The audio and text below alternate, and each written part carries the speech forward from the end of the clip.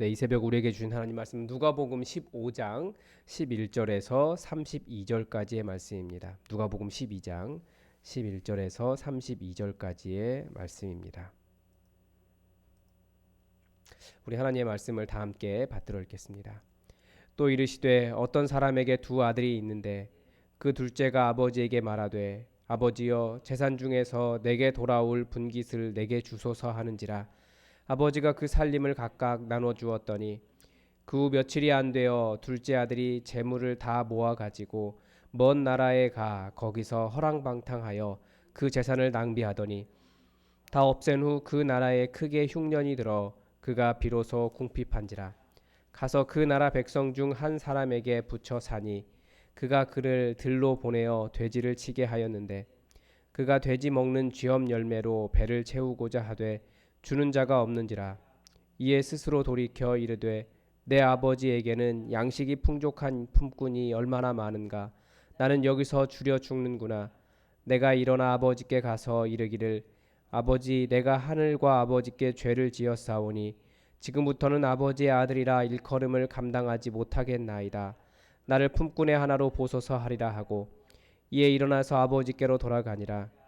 아직도 거리가 먼데 아버지가 그를 보고 측은히 여겨 달려가 목을 안고 입을 맞추니 아들이 이르되 아버지 내가 하늘과 아버지께 죄를 지었사오니 지금부터는 아버지의 아들이라 일컬음을 감당하지 못하겠나이다 하나 아버지는 종들에게 이르되 제일 좋은 옷을 내어다가 입히고 손에 가락지를 끼우고 발에 신을 신기라. 그리고 살찐 송아지를 끌어다가 잡으라. 우리가 먹고 즐기자. 이네들은 죽었다가 다시 살아났으며 내가 잃었다가 다시 얻었노라 하니 그들이 즐거워하더라. 맏아들은 밭에 있다가 돌아와 집에 가까이 왔을 때에 풍악과 춤추는 소리를 듣고 한 종을 불러 이 무슨 일인가 물은데 대답하되 당신의 동생이 돌아왔음에 당신의 아버지가 건강한 그를 다시 맞아들이게 됨으로 인하여 살진 송아지를 잡았나이다 하니 그가 노하여 들어가고자 하지 아니하거늘 아버지가 나와서 권한대 아버지께 대답하여 이르되 내가 여러 해 아버지를 섬겨 명을 어김이 없거늘 내게는 염소 새끼라도 주어 나와 내 벗으로 즐기게 하신 일이 없더니 아버지의 살림을 창녀들과 함께 삼켜버린 이 아들이 돌아오매 이를 위하여 살진 송아지를 잡으셨나이다. 아버지가 이르되 예 너는 항상 나와 함께 있으니 내 것이 다 내 것이로되 이 내 동생은 죽었다가 살아났으며 내가 잃었다가 얻었기로 우리가 즐거워하고 기뻐하는 것이 마땅하다 하니라. 아멘. 예, 오늘 탕자의 비유라고 이야기하죠. 탕자의 비유에 대한 이야기는 좋은 설교집이나 좋은 강해집이나 뭐 많은 이야기들이 있습니다. 우리 교회에도 도서관에도 팀 켈러의 탕자의 아들의 비유가 있는데 그 책들 읽어보시면 훨씬 더 깊은 은혜를 얻으실 수 있을 겁니다. 사실은 탕자의 비유라고 말하는 것 자체가 잘못이다라고 말하시는 분들도 있죠. 이것은 탕자의 비유, 즉 돌아온 아들에 대한 이야기가 아니라 남아있는 첫째 아들에 대한 이야기다라는 이야기를 합니다. 왜 그렇습니까? 이 본문이 계속해서 시작을 어떻게 시작하고 있냐면 또 이르시되로 시작합니다.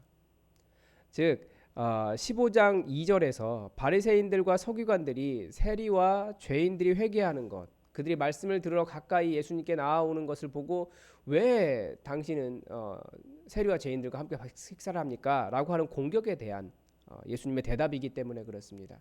예수님이 계속 하시는 말씀이 잃어버린 자에 대한 긍휼의 마음, 그 아버지의 마음을 모른다. 잃어버린 양 99마리, 100마리 있는데 한 마리 잃어버려도 그것 때문에 가슴 아파하는 것이 목자다. 그게 진짜 목자다. 우리 아버지가 그러신 분이다. 10드라크마, 아직 9드라크마가 있지만 한 드라크마 잃으면 그거 찾으려고 불 켜고 방 쓸고 짐 다 옮기고 그렇게 하는 것이 아버지의 마음이다. 이 탕자의 비유를 통해서도 말씀하고 싶은 것은 아버지께서 어떤 마음을 가지고 있느냐, 그런데 너희들은 어떤 마음을 품고 있느냐, 그 잃은 자에 대해서 그 이야기를 하고 있는 거기 때문에 정확하게 말하면 사실은 탕자의 비유가 아니라 집에 남아있던 첫째 아들의 비유라고 이야기해야 됩니다. 그래서 본문에 이 비유 속에 등장하는 인물은 셋이죠. 어떤 사람, 첫째 아들, 둘째 아들 이렇게 됩니다. 그러니까 아버지, 아들 둘입니다. 주요 내용은 뭐냐면 나갔던 아들이 굉장히 고생하다가 돌아온 이야기입니다.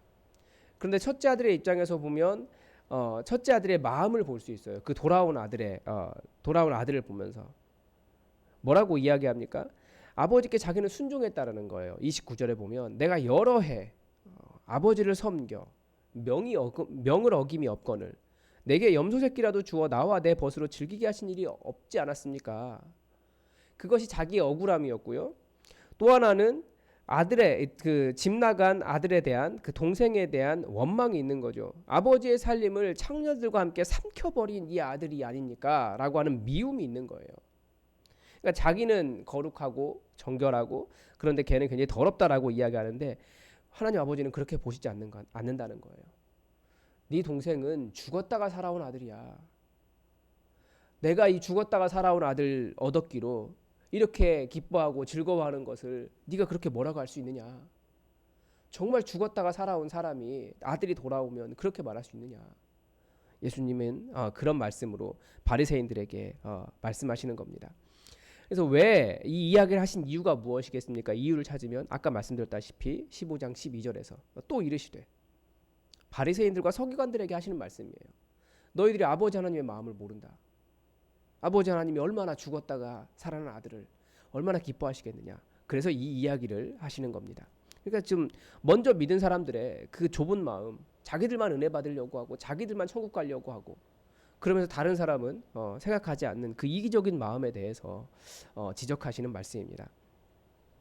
그래서 본문은 어떻게의 방법은 뭘 볼 수 있냐면 나갔던 아들이 돌아올 때까지 아버지는 무작정 무한정 기다리시는 거예요. 그리고 돌아온 둘째 아들을 회복시키는 거죠. 둘째 아들은 해야 될 일이 무엇일까요? 돌아오는 겁니다. 그래서 세상에 많은 사람들이 하나님 잘 모르지만 사실 교회에 문제가 있을 수 있어요. 복음을 명확하게 이야기하지 않으니까.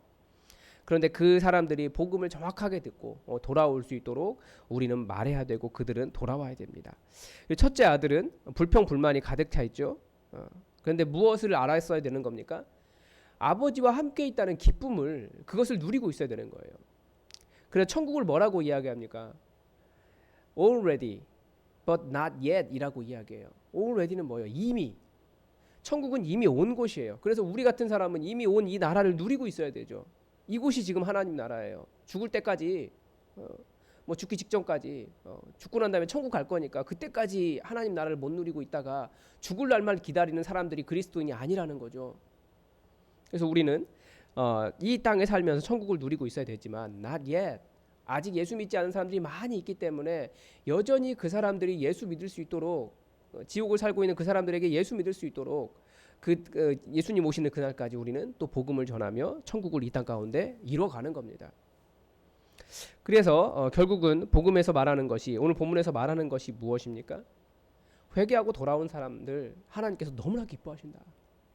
죽었다가 살아났기 때문에 내가 잃었다가 얻었기 때문에 우리 하나님께서 너무나 즐거워하고 기뻐하신다라는 겁니다. 우리가 다시 한번 어제의 말씀을 생각하면서 우리 회개가 되죠. 우리가 천국 잔치를 한 번도 해드린 게 없는 거예요. 살아계신 부모님에게도 잔치 해드리려고 그렇게 노력하는데 우리 하나님께 천국 잔치 해드린 적이 없는 거예요. 우리를 통해서 정말 완전히 믿지 않는 사람들이 예수 믿고 올해는 꼭 우리가 그분이 교회에 돌아와 세례받는 그날 천국 잔치가 이루어지는 그 기쁨을 우리가 하나님께 만들어 드렸으면 좋겠습니다.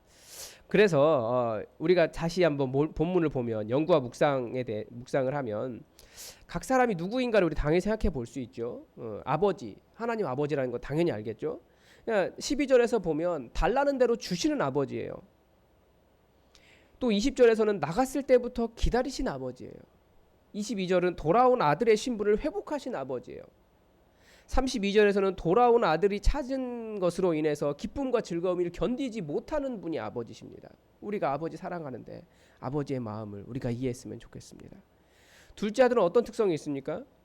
자유롭고 놀기 좋아하는 아들이고 그렇지만 자신의 상태를 보면서 자기에게 하나님 없음을 깨닫고 돌아올 줄 아는 그런 아들입니다. 그 다음에 첫째 아들은 어떤 사람들입니까? 이 바리새인들과 서기관들을 비유하고 있죠. 순종적인 아들이에요. 그러나 자신이 누리고 있는 얼마나 큰 기쁨을 누리고 있는가 이것을 잘 모르는 아들입니다.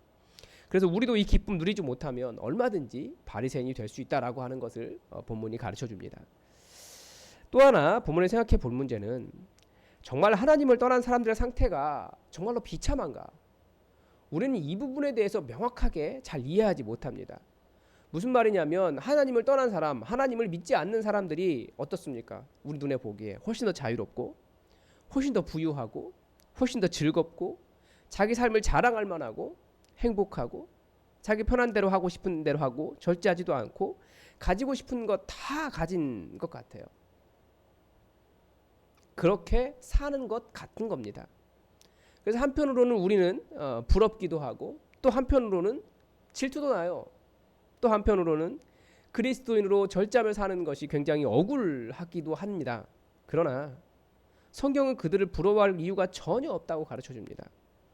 제가 볼 때 이렇게 사는 사람, 정말 이 자유롭고 부유하고 즐겁고 자랑할 만하고 행복하고 가지고 싶은 거 다 가지고 하고 싶은 대로 다 하고 절제하지도 않고 정말 가장 즐겁게 사는 사람 누군가 했더니 마약, 깽단, 두목이 제일 그렇게 살더라고요. 그렇게 사는 게 행복한 게 아니에요. 성경은 그들을 부러워할 이유가 전혀 없다고 가르쳐 주십니다. 죄는 분명히 그 그릇 때문에 상당한 보응이 있다라고 성경은 말하고 있습니다. 그 상실한 마음은 행복이 아니라 하나님께서 상실한 마음대로 내버려 두신 것이고 결국 그 보응을 받는다. 우리가 믿는다고 이야기하잖아요.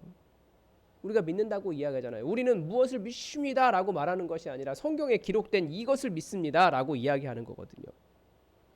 그리고 믿는 자는 절대 하나님의 사랑에서 끊어지지 않는다고. 그래서 넉넉하게 이 모든 것을 이길 수 있다라고 선언하는 것이 성경의 선언입니다. 이것이 믿음이에요.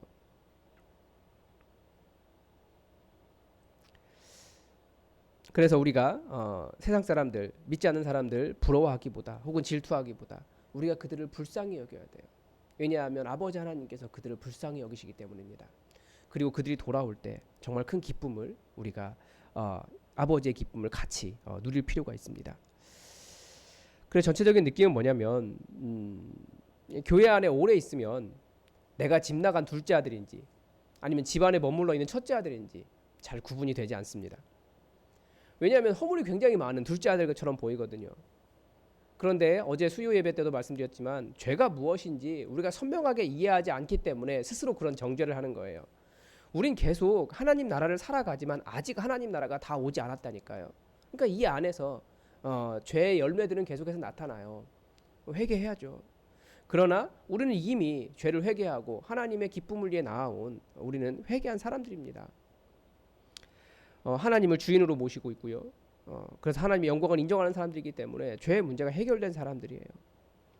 또한 둘째 아들처럼 보이는 또 다른 이유는 우리가 죄 짓는 것을 너무 가볍게 생각하기 때문입니다.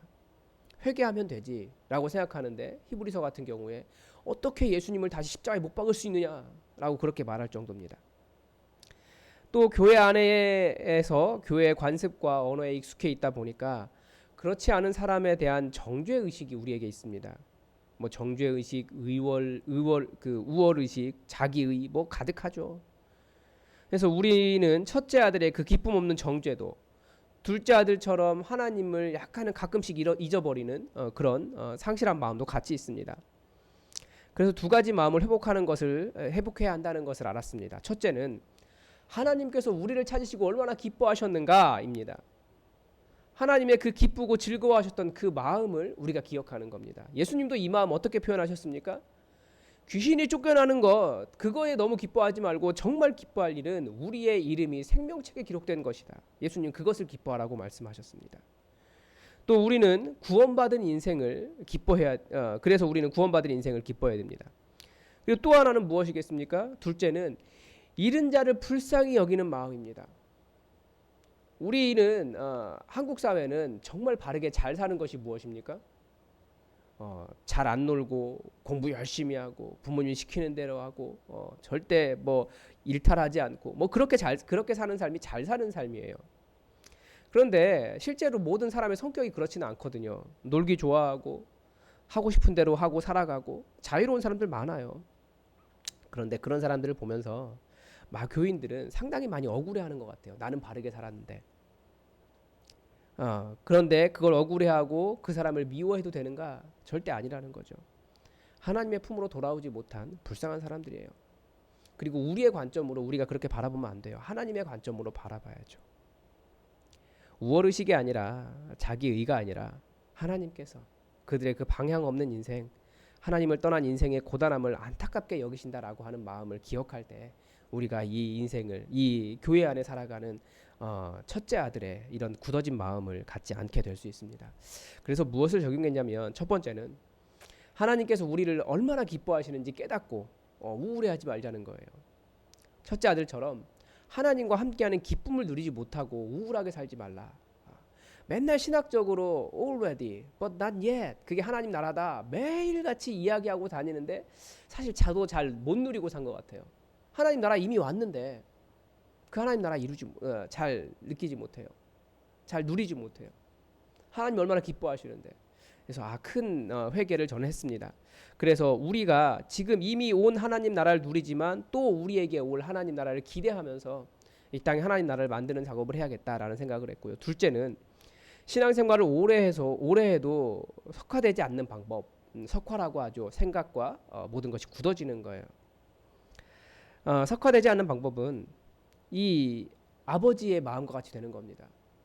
아버지는 아들이 나간 때부터 계속 기다렸거든요. 우리 아들 언제 돌아오나? 우리 아들 언제 돌아오나? 그래 신앙생활을 해도 오래 해도 석화되지 않는 방법은 잃어버린 자를 불쌍히 여기시는 이 아버지의 마음으로 계속 불신자들을 바라보는 거예요. 불신자들을 만나는 거예요. 그들에게 복음을 전하는 겁니다. 그래서 사랑하시는 아버지의 마음 안에 살고 누리며 복음을 전하기 위해 노력해야겠다라는 겁니다. 그런 의미에서 제가 이번 주에 계속 속으로 마음속에 큰 부담이 있는 것이 뭐냐면 매주 1시간이라도 꼭 불신자를 만나야겠다라는 겁니다. 그런데 너무 많이 불신자의 선 자체를 잃어버렸어요. 교회 오래 다니면 다 그렇게 돼요. 그래서 이것을 어떻게 좀 해결하고 어떻게든지 불신자를 만날 수 있도록 관계를 맺어야 되겠다라는 생각이 들었는데 보니까 우리 교회 몇 분들이 계시더라고요. 그래서 우리 교회 불신자 말고요. 우리 교회의 가족들과 연결된 분들. 그래서 그런 분들을 계속해서 매주마다 어떻게든지 만날 수 있는 그런 길을 마련해야겠다라고 하는 생각을 했습니다. 그래서 그분들에게 복음에 대한 책을 전달을 하고 같이 읽고 주일에 한 번씩 주중에 한 번씩 만나자라고 그렇게 하려고 어제 책을 주문했습니다. 오늘 본문을 보면서. 그래서 우리가 첫째 아들처럼 이게 첫째 아들의 비유라고 말씀드렸잖아요. 우리 다 교회 오래 다녔어요. 그렇게 마음이 굳어져서 나만 정직하다, 나만 구원받는다 라고 하는 마음 뛰어넘기를 바랍니다. 기도하겠습니다. 하나님, 오늘 집 나간 아들을 바라보는, 동생을 바라보는 이 첫째 아들의 그 굳어진 마음을 우리가 보았습니다. 그 집 나간 아들, 그 아들을 바라보는 아버지의 마음은 정말 너무나 안타까웠고 죽었다가 돌아온 사랑하는 아들인데 그 기쁨을 함께 누리지 못하는 첫째 아들을 바라보는 아버지의 마음은 또 얼마나 안타까웠겠습니까? 아버지 하나님, 우리에게 이 바리새인들처럼 서기관들처럼 우리는 거룩하고 우리는 주님의 진리를 알며 우리는 하나님의 사랑을 받은 자고 우리는 깨끗하게 살아간다라고 하는 그런 우월의식으로 세상을 바라보며 다른 사람들을 정죄하기보다 이 아버지의 마음, 이 집 나간 아들을 다들이 언제 돌아오나 끝까지 기다리고 처음부터 기다리고 그 돌아왔을 때 그 아들의 신분을 회복했던 이 아버지의 마음, 그 마음 가지고 우리가 이 세상을 바라보며 믿지 않는 자들을 바라보며 그들을 또 예수 그리스도의 이름으로 치유하는 일들을 감당할 수 있도록 도와주시옵소서.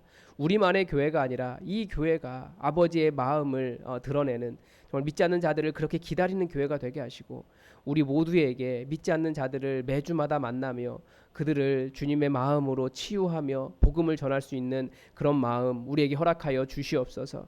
예수 오래 믿었더니 믿지 않는 자들이 모두 끊어져 버렸습니다. 이것이 비극이라는 것을 우리가 다시금 기억하며 믿지 않는 사람들, 방황하는 사람들, 예수 믿고 변화되어야 하는 사람들, 그들에게 복음을 선명하게 증거할 수 있도록 우리에게 먼저 복음을 바르게 아는 은혜를 허락하여 주옵소서. 주님께서 우리와 함께 하시며 오늘 하루 주님의 은혜 가운데 지키시기를 원하오며 또 그렇게 하신 것을 지금까지 우리를 지켜주신 것을 감사드리며 예수 그리스도의 이름으로 기도드립니다. 아멘. 여러분 교회 공동의 기도 제목 가지고 함께 기도해 주십시오. 코로나 바이러스를 위해서 코로나 바이러스가 속히 좀 해결되도록 우리 더 기도해야겠습니다. 교회는 만나야 되는데 교육의 효과는 눈을 보고 해야 되는데 1대1을 해야 되는데 그게 안 되는 것이 너무나 안타깝습니다. 속 해결될 수 있도록 여러분 같이 기도합시다. 그리고 목자 훈련을 위해서 기도해 주십시오. 오늘 목자 훈련이 있는데 목자들이 바르게 세워지고 우리 교회 작은 교회 제대로 세워나갈 수 있도록 여러분도 같이 꿈꾸셨으면 좋겠어요. 우리 교회 앞에 어제도 말씀드렸지만 이 벽돌로 이렇게 돼 있어요. 장식이. 이 벽돌에 한 장 한 장에 우리 목자들 그 목자들의 이름을 새기고 그리고 그 위에 어떻게 교회가 세워져 나가는지 하나씩 새겨갈 수 있으면 좋겠습니다. 그리고 담임 목사를 위해서 여러분 같이 기도해 주시기 바랍니다. 우리 다 함께 기도하겠습니다.